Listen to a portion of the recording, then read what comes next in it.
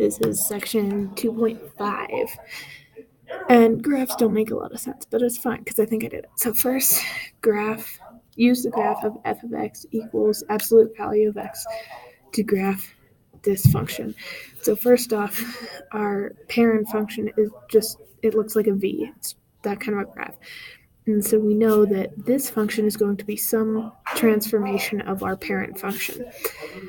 So what we're going to do based on this, it's going to move left on the x-axis 2, so -2 on the x-axis, and it's going to move down to -4 on the y-axis.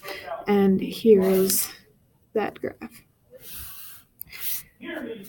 Number 2, use the graph of f of x equals x squared to find this function. So it's pretty simple. This is just a parabola, so we know it's going to be some form of a parabola, some transformation of one.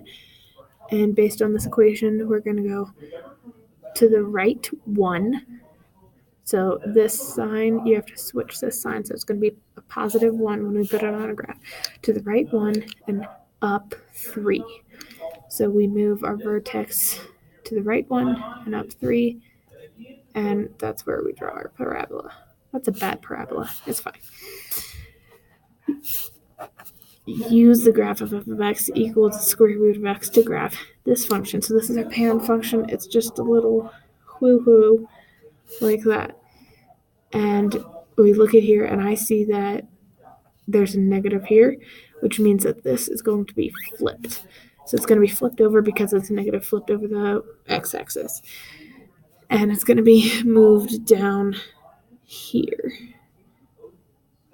at -4. And that's where we're going to draw that. Finally, use the graph of f of x below to obtain each of the following graphs.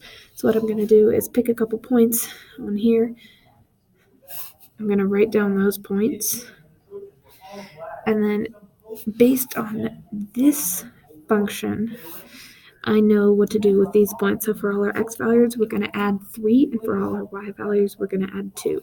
We get a new set of points here, plot those, and just connect the dots. And that is the final problem, that graph.